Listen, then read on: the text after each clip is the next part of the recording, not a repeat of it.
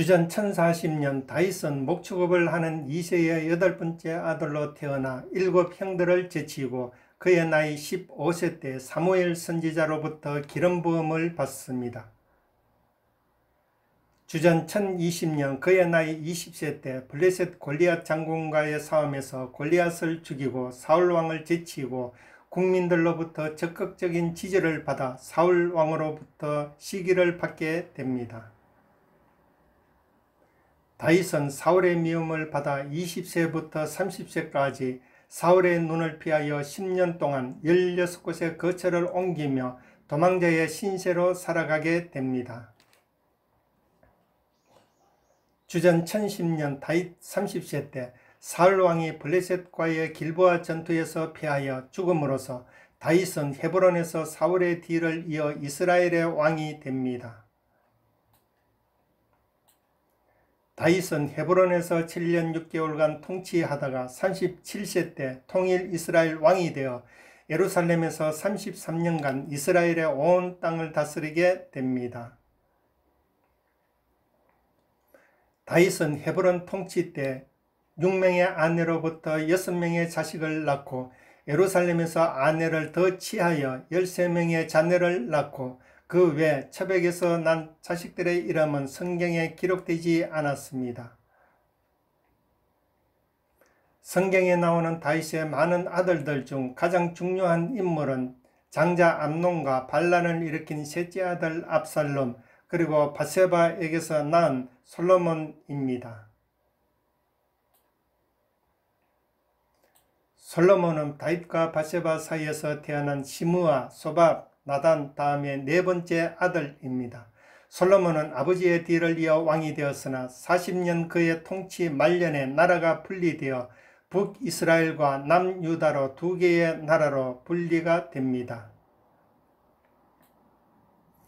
북이스라엘 왕은 여로보암 왕이며 208년 만에 주전 722년 아수르에게 나라가 망합니다. 남유다는 르호보암 왕이며 344년 만에 주전 586년 바벨론 느부갓네살에게 패망하여 바벨론 70년 포로로 끌려가게 됩니다. 다윗의 아들 압살롬은 그의 동생 다말을 병이 날 정도로 사랑하였는데 그는 거짓으로 아픈 채 하여 다말로 하여금 과자를 구워 오도록 시킨 다음 침실로 유인하여 강제로 동침하였습니다. 그런데 암논은 동침 후에 갑자기 다말을 미워하는 마음이 생겨 그녀를 쫓아내었습니다. 이 모든 소식을 들은 다윗은 심히 노하였고 다말의 친오빠인 압살롬은 시비가 말라지 않고 뒤에서 복수의 칼을 갈았습니다. 그로부터 2년 후 압살롬은 양탈을 깎는 축제 날에 큰 잔치를 베풀어 이웃을 후히 대접하였습니다. 압살롬은 이 잔치 자리에서 암논을 죽이고 거슬왕 달메에게로 피신하였습니다.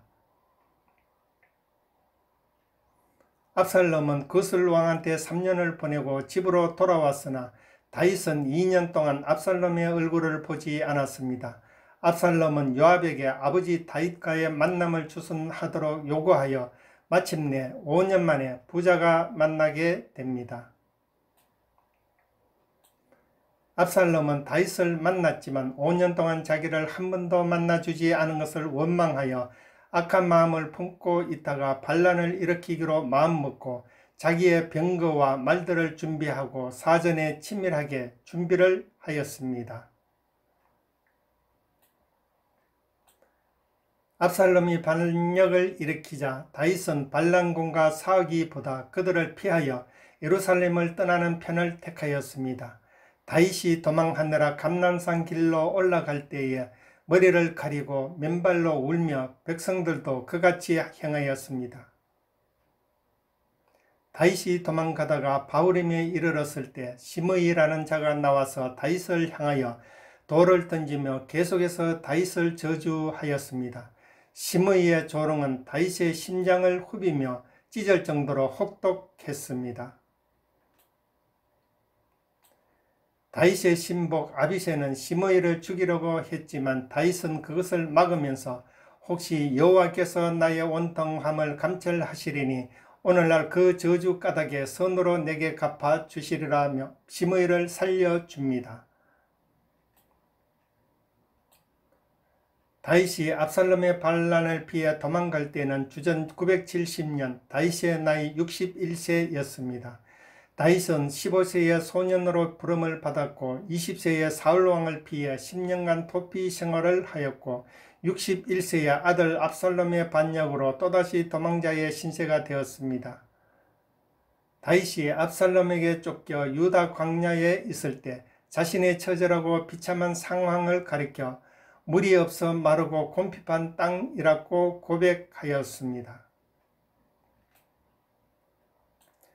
호화로운 왕궁에 거하며 온갖 권세를 누리던 다윗이 삭막한 광야로 비참하게 쫓겨난 신세가 되었으니 인간의 생각으로는 도저히 회복이 불가능해 보였지만 그럼에도 불구하고 다윗은 그곳에서도 주의 권능과 영광을 보려 하여 날마다 주를 찾고 또 갈망하였습니다. 다윗은 압살롬에 피해 도망갈 때 시편 3편을 쓰고 그는 최악의 위기 속에서도 결코 비굴어지지 않고 하나님이 자기 머리를 다시 높여 올려주실 것을 믿고 멀리서도 성산을 향하여 기도하기를 쉬지 않았다고 고백하였습니다.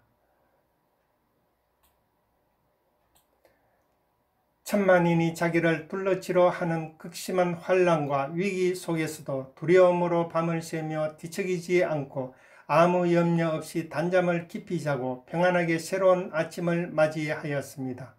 다윗은 하나님이 이미 원수의 뺨을 치고 악인의 일을 꺾은 줄로 믿고 하나님의 위로와 구원을 확신했던 것입니다.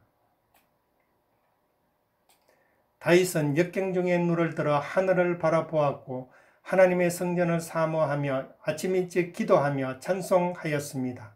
그리고 거기서 위로와 안식 구원의 하나님을 발견하였습니다. 우리에게 환난이나 공고함이 불어닥칠 때 낙심하지 않고 성전에 나와 하나님께 부르짖으면 구원의 하나님을 만날 수 있습니다. 하나님의 얼굴을 배워야 살아나고 하나님의 말씀을 들어야 믿음을 지켜 환난 중에도 영혼의 생명을 유지할 수 있습니다. 압살롬은 아비에 대한 보복 수단으로 궁에 남겨두었던 아비의 후궁들을 왕궁 옥상에 모아놓고 동침하는 천인 공노할 큰 죄를 범했습니다. 그것은 사실상 다윗이 우리아의 아내를 범한 죄값이었습니다. 압살롬의 군대는 길르앗에 진을 치고 다윗의 군대를 공격하기 위해 준비하고 있었으며 다윗의 군대는 마하나임에 머물러 있었습니다. 언제 압살롬의 군대가 쳐들어올지 모르는 긴박한 위기감 속에 다윗의 군대는 오랜 피난길에 지쳐 쓰러질 지경이었습니다. 얼마 후 압살롬의 군대와 다윗의 군대 간에 전면전이 벌어졌습니다.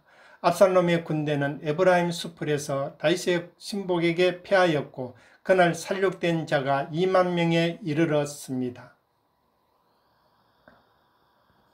마침내 다윗의 신복과 마주친 압살롬은 노새를 타고 도주하다가 상수리 나무에 머리카락이 걸려서 공중에 매달렸습니다. 이때 요압 장군은 압살롬을 해하지 말라던 다윗의 간곡한 당부를 무시한 채 창셋을 가지고 그의 심장을 무참하게 찔렀습니다. 그러나 요압 장군은 다윗의 간곡한 당부를 무시하고 나무에 달려 아직 살아있는 압살롬의 심장을 작은 창셋으로 찌르고 군사 10명이 집단으로 에워싸서 잔인하게 죽였고 그 시체를 숲을 가운데 큰 구멍에 던지고 그 위에 심히 큰 돌 무더기를 쌓았습니다. 맏형 암논을 죽이고 아비의 왕위를 빼앗고 아비의 후궁들을 백주에 겁탈하였으며 아비를 죽이려고 군대를 동원하여 전면전을 벌인 천하에 다시 없는 불효자식이었지만 다윗은 그와 반대로 자기 목숨을 주고 아들의 생명을 살리기를 원했던 다윗 왕이었습니다. 권력에 집착하여 촛불혁명을 일으키고 국부를 쫓아내고 그 자리를 찬탈한 압살롬, 촛불이 꺼지는 순간 그들은 가장 비참한 최후를 맞이할 것입니다. 우리는 촛불혁명으로 나라가 잠시 빼앗겼지만 다윗 왕 시대가 다시 오고 있습니다. 역사는 반복됩니다. 우리는 하나님을 믿습니다. 아멘.